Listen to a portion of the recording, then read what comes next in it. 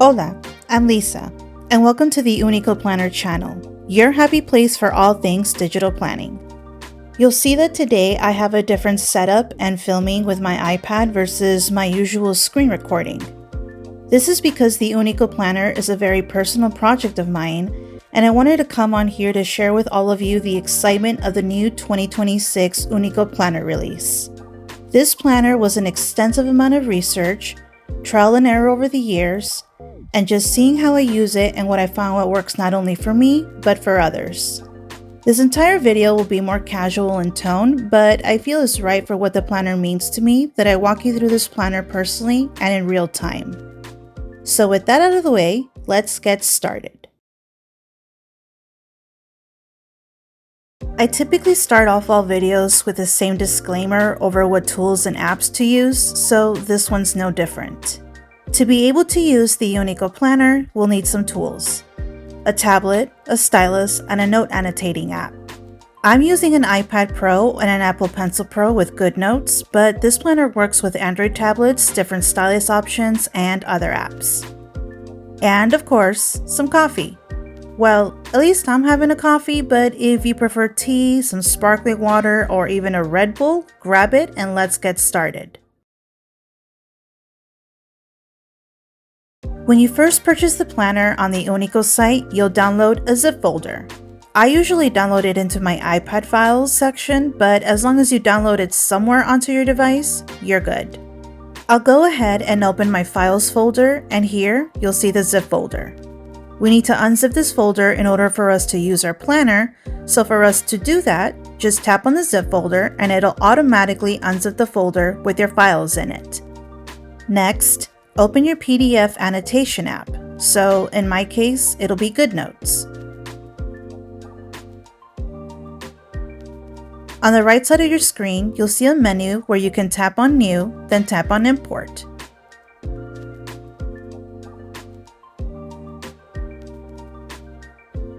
Search for your unzipped folder, tap on it, and you'll see two files. Right now, we just want to focus on the planner files, so tap on that and tap Open.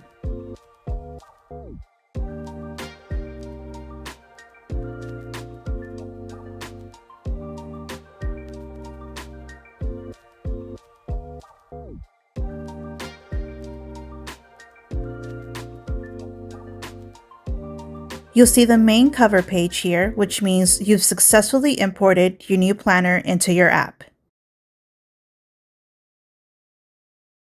This is the default cover page.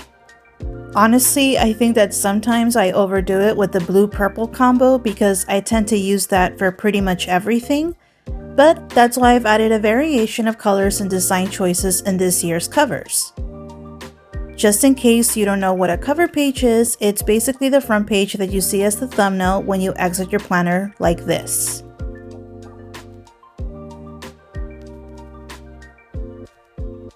Since that's the first page of the planner, that's the page that will be used as your cover page. However, I know that not everyone might be a fan of this cover, so let's go through the rest of the 15 covers.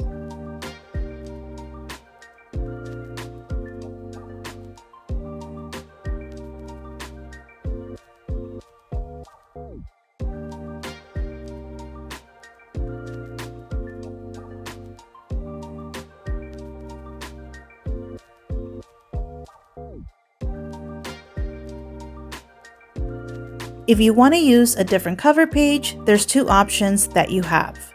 One that's a more flexible option where you get to keep all of them, and another option where you basically delete all but the one you want to keep. So we'll go through both. The first option is the flexible one. First, tap on the thumbnail icon on the upper left corner. This is the thumbnail view where you basically have a window that shows you all of the thumbnails of the pages in your planner. Like all my other tutorials, we'll use the second cover page for this part of the setup. To make your second cover the main cover page, tap on it, hold, and drag it in front of the first one.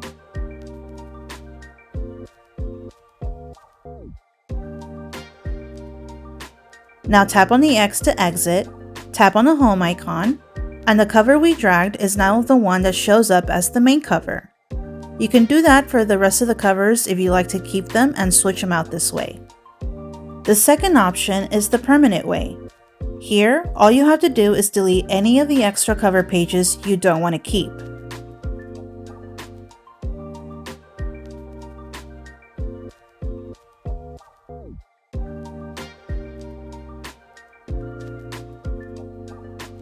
To do this, go to the upper right corner where you can see the row of 3 dots. Tap on that and tap on Move Page to Trash. Then tap on Trash and your page will be deleted. We can do this a few more times until you keep the one that you want as your main cover.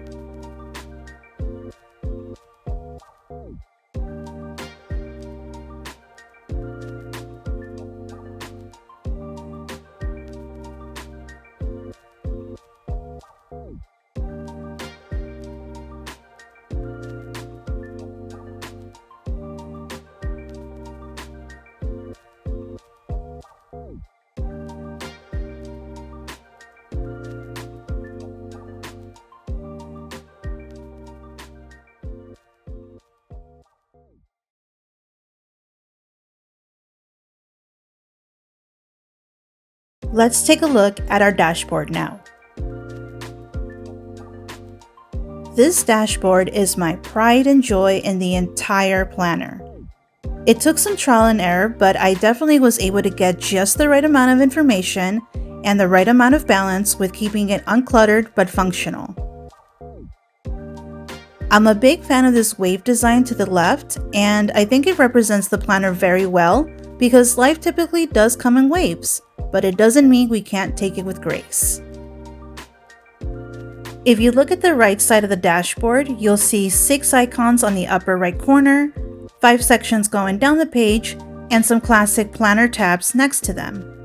We'll go through each of these 5 sections and what they mean. The first section is the Overview and Vision section. This is where you basically have a high-altitude view of your year, quarters, and notes. So, let's tap on the yearly overview first.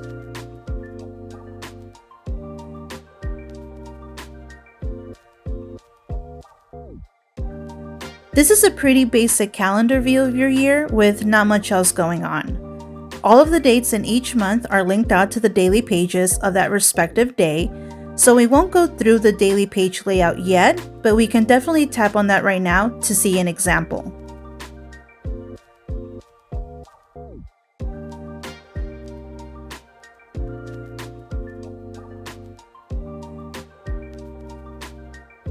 Next, let's take a look at the quarterly overview page.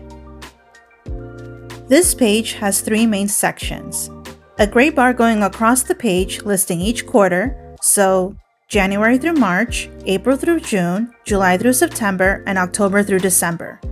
Each one of these pages links to their own quarter pages, so you'll always have quick access to them. Right under that, each page has the quarter months with 4 sections: goals and projects, important dates, key milestones, and potential risks and obstacles. Right under that is the priority matrix. The way the priority matrix works is you take a task or a goal and you set it into one of these 4 squares. If it's important and urgent, put it in the Do First box. If it's important but not urgent, then it would go in the Schedule It box. If it's not important but urgent, then it goes to the delegated box. And if it's not important and not urgent, it goes under the delete box. In the 2025 version of the planner, I had created this as a full-page spread, but realized that I didn't have access to the quarterly overview. So rather than make that same mistake again, I went ahead and added it into the overview page where it could easily be seen. Now, let's go look at the Notes overview page. This page basically houses all of your note templates and notebook sections in one place. There are 15 templates and 10 notebooks for you to use. This is what each template looks like.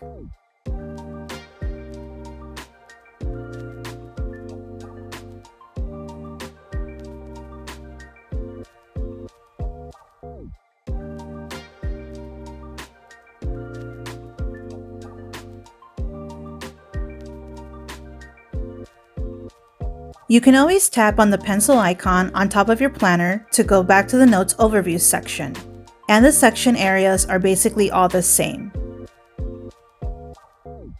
So I'm not sure how many of you know how to use or know of notebooks styled this way, but it took me an embarrassingly long time to figure it out. So rather than have you guess how to use this section, I'll go ahead and show you with an example.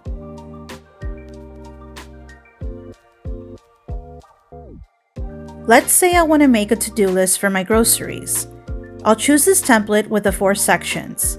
Tap on the 3 dots on the upper right corner, tap on Copy Page, and you'll see that it was copied.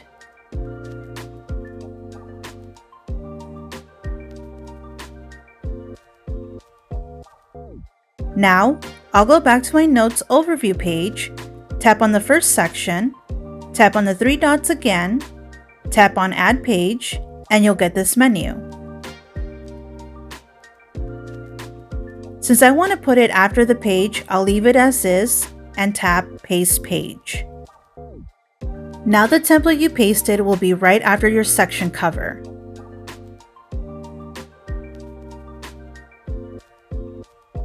And if you go back to your section cover page, you can either type or write what that section is for.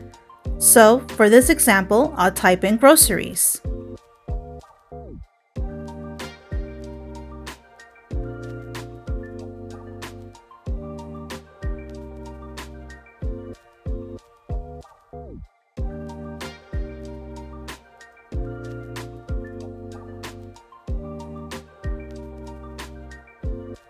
Now I'll tap back into the Notes Overview page and write groceries in the first section we tapped on.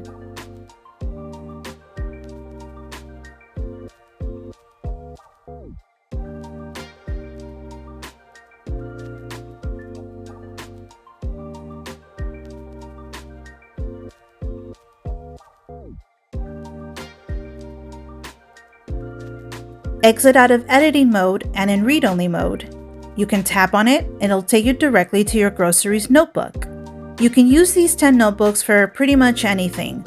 Groceries, meeting notes, doodling, medical info, basically anything that isn't already added into your planner and you have a need for.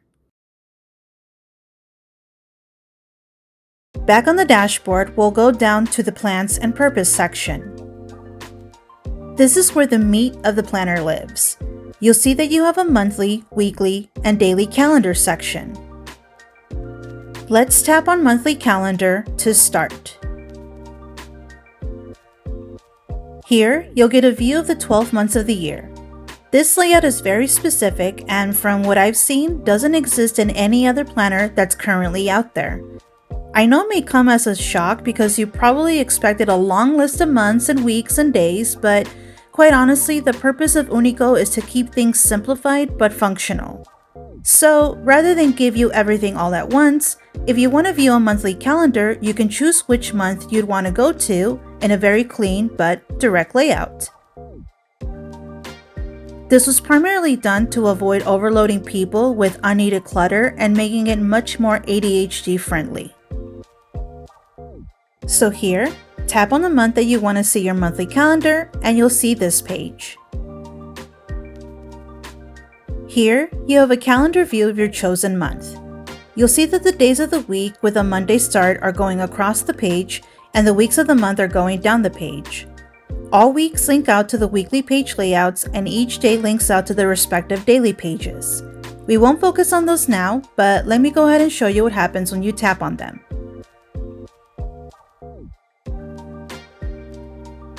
This is your weekly page layout, and if you tap on the month on the tabs to the right of the page, you'll head back to your calendar view.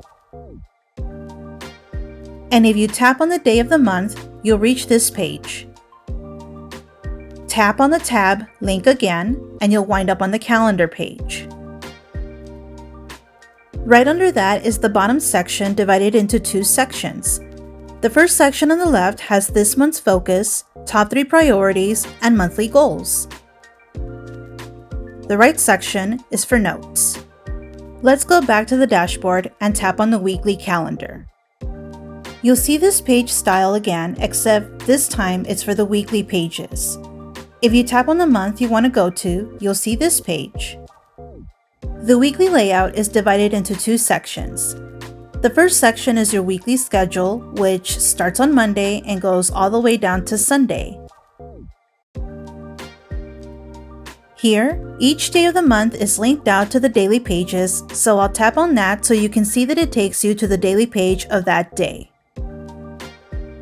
Tap on the months and the tabs, then tap on the week, then it'll take you back to the weekly calendar page.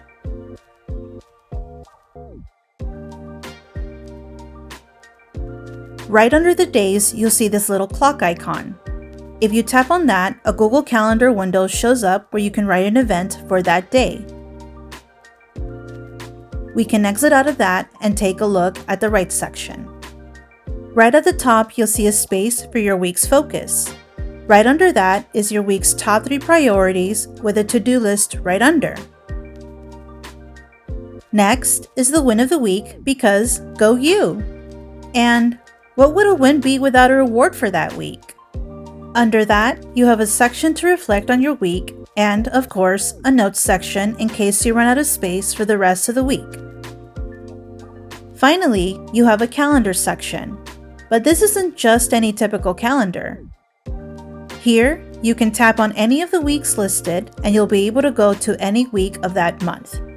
And if you ever want to see an overview of your year, just tap on the year to the left.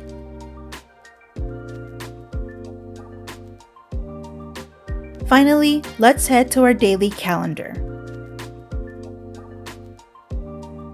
You'll see this page again for the daily calendar. Tap on the month that you want to view your days of, and you'll see the page we've already seen before. The left section is for your daily schedule going from 6 a.m. to 10 p.m. Each hour is divided into half hours with the lighter gray areas representing halves. So if this is 10 a.m., the line under is 10:30 and then 11 a.m. If you look at the clock icon, you can tap on that and it'll open the Google Calendar event page pop-up window for that day's hour. So if I tap on the clock next to 11 a.m., it'll open Google Cal for 11 a.m. on January 1st, 2026. To the right section, you have a space for that day's motivation, your mood of the day, top 3 priorities, quick wins, which basically is any task that you can get done in under 10 minutes to get a little dopamine hit and keep you motivated to keep going. Right under that is a notes section.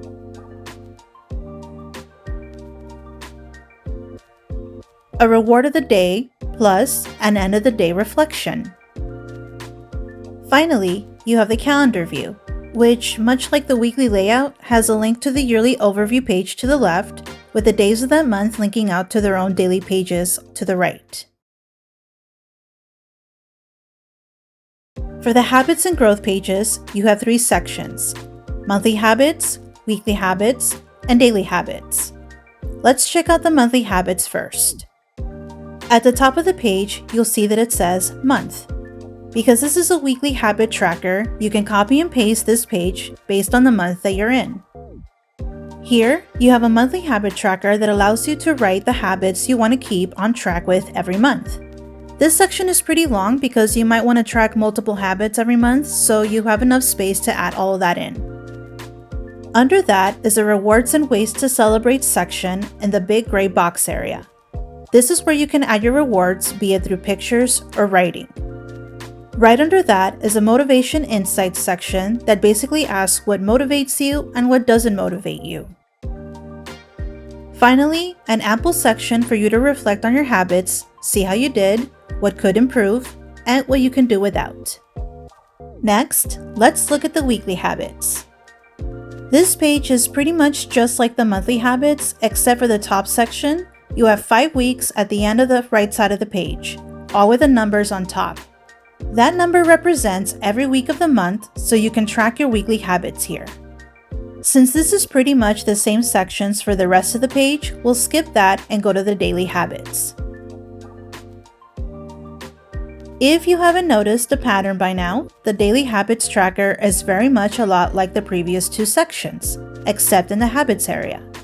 Here, you have a much smaller row of lines, and each day of the month is listed here going across the page.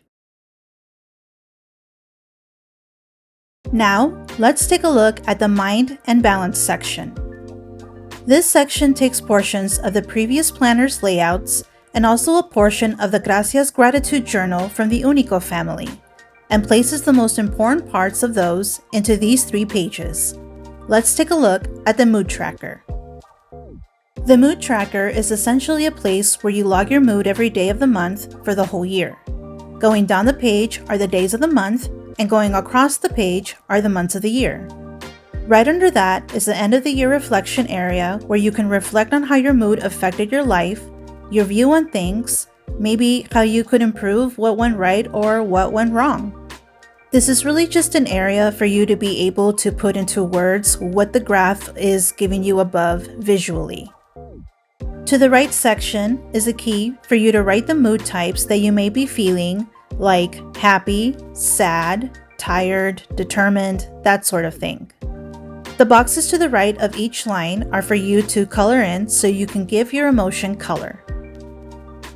The Mood Shifters area is where you can write up to 5 different scenarios where you become aware that your mood either changes for the good or the bad. So if you have a doctor's appointment that day and you're not really fond of doctors, a mood shifter would be a doctor appointment. Likewise, if it was a positive mood shift, like getting a cupcake that was baked by your best friend when you were feeling down. This section was added in as a way to identify a shift in your mood so you can better regulate those emotions as they come. Right under that is the Reset Rituals section. This is a list of 5 things that you can do to basically reset your mood and mindset. Some examples are like taking a nap, reading a book, or a bubble bath. Anything really that helps redirect your mood to reset that day or that feeling. And right under that is a notes section. Going back to the dashboard, we can tap on the Life Wheel page. This page is a revision of the previous planner's Life Wheel page with a more defined set of sections that allow you to track all 8 parts of the Wheel of Life.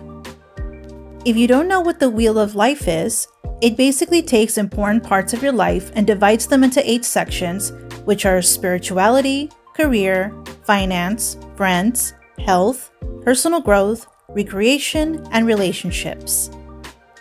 Right at the top, you'll see a section called Current Balance, which you can fill in based on the color key to the right.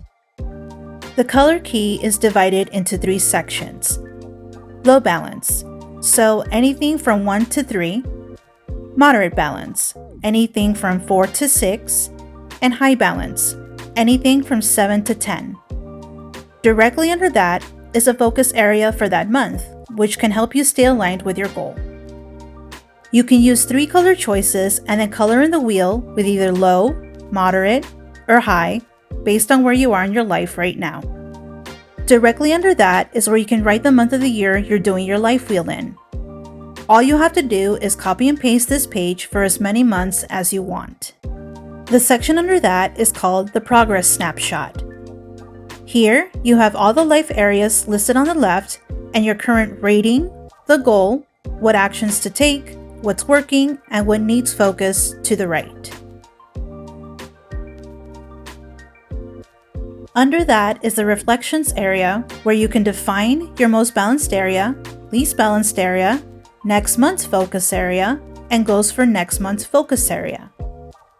And finally, a fairly large section to write out what lessons you've learned through your focus on working on these areas. Let's take a look at the vision board. This vision board is pretty standard as far as vision boards go, since they don't really require a lot of prompting. But if you take a closer look at the top part, you'll see 3 sections. A guiding phrase, which is basically a phrase that will always be at the forefront. A vision statement, so this is more of you putting a statement piece out there for clarity. And focus, which is basically what the focus or goal is for what you have in your vision board. Right under that is a very generous gray area for you to place all of your vision board goodies into one place. The last section is called Life and Lifestyle. Let's tap on the travel planner. The travel planner is the essentials of planning a trip, but without the excess clutter. Right at the top of the page, you'll see a trip snapshot. This is where all of your core details go. Destination, date, flight number, to and from, hotel, check-in and check-out time, time zone, and the local weather. Because if you're a person who loves to dress for the occasion, you definitely are always looking at the local weather. Right under that is the itinerary section, which breaks down all the days of the week, starting with Monday to place all of your activities in. There's even an extra box here to add in the maybes or if I have enough time left over sort of activities. Under that is probably everyone's least favorite section of this page, the expense tracker. This is obviously for logging money spent with the day, item, and cost, along with the total section at the bottom. And now everyone's favorite section of the page is the Explore and Eat section. This is divided into 2 sections so you can choose one section for both exploring and eating or mix and match. At the upper right part of the page, you have a mini mood board. This is pretty much just like the vision board, but you can fill it with your destination pictures that you can find on Pinterest or Google, or stickers and phrases. Honestly, it's as straightforward here as it gets. Under that is the packing list section with an area for 10 checklist items that you can fill in. And right under that is a notes section. Back on the dashboard, let's choose the budget planner. The budget planner is a one-stop shop for all of your budgeting needs. Right at the top, you have links to each month, so you have all 12 months of the year to work with. They're all linked, so if you tap on one, you'll easily have access to all the others.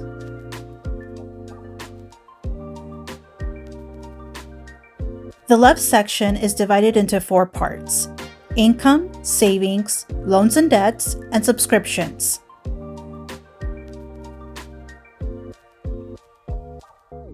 The right section is for your expenses, bills, and a summary of everything tallied up for that month. Back on the dashboard, and let's check out the cleaning schedule. The cleaning schedule is pretty straightforward with what you get.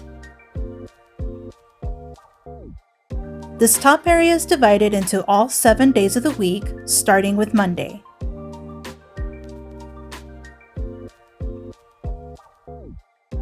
Right under that are the daily tasks with the days of the week going across.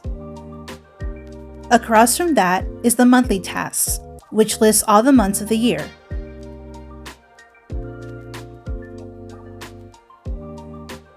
Right under that are all the quarterly tasks, which are divided into Q1, 2, 3, and 4. Across from that are the yearly tasks with all the months going across. The bottom section is for adding your rewards and ways to celebrate to keep you motivated and on track with your chores. Now that we've gone through the entire planner, let's check out the shortcuts menu. If you look at the upper right corner of your page, you'll see these 6 icons. We've already been using the first icon, which is just linking us back to the dashboard on every page, and the pencil icon, which is the link to the notes overview page. The other 4 are shortcuts used exclusively on an iPad. To set up these shortcuts, you can click on the setup guide PDF that was included in your order. Now, you don't have to use these shortcuts in order for you to use your planner, as you've seen me use it just fine without them. However, it does give you the full Unico Planner experience and enhances your ability to use the planner to its fullest potential. So let's tap on the third icon, this little calendar here. When you do, the Apple Event pop-up window will show up. This is pretty much your standard event that you can add to your Apple Calendar that will sync across your Apple devices that you can view at any time. If you tap on the next icon, this little page, you'll see the Reminders window pop up. This is another Apple-only shortcut that lets you add a reminder to your Apple ecosystem. The next icon is this little envelope with an arrow going up, and that's your mail icon. This will open the native Mail app in your iPad. And finally, you have this bubble conversation icon. This is for using ChatGPT within your planner.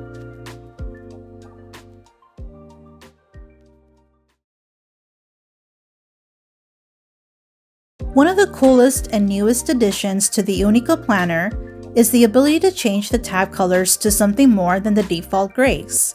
I know for me personally, I'm fine with the grays, but I also understand that for some people, they need their color. So what are these tabs? They're essentially stickers that can be placed over your current tabs on any page to better suit your color preferences. Remember those extra files that came in your zip folder? Now it's time to use them. I personally like to create a collections folder in the Elements section in the toolbar so I can easily find and use my stickers.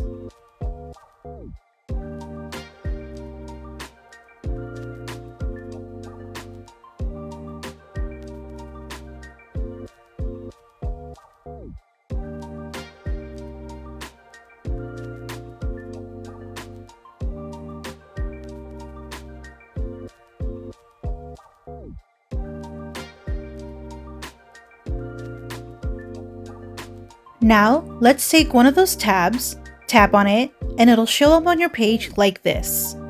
Drag it around to resize it and place it right at the corner of the page. It should cover up the existing gray set of tabs with this new one. It might take you a few tries to get it to cover up the tabs correctly, but once you get the hang of it, it's worth it. These are actually a really fun and easy way to decorate your planner, but without having to use another planner file.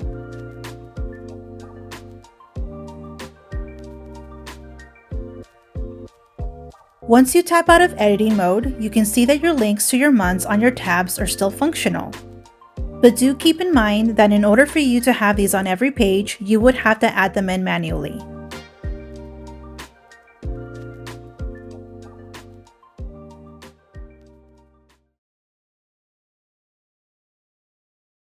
And that wraps up the tutorial and walkthrough for the 2026 Unico Planner.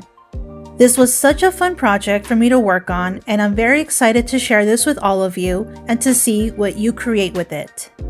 Honestly, this could not have been made possible without the planning community being as amazing and supportive and creative as it is. It's thanks to all of you who have reached out, commented, and even created your own planners along the way that have kept me inspired and motivated. And like always, if you found this video useful, please don't forget to like and subscribe to see more content like this in the future. Thanks for watching and happy planning!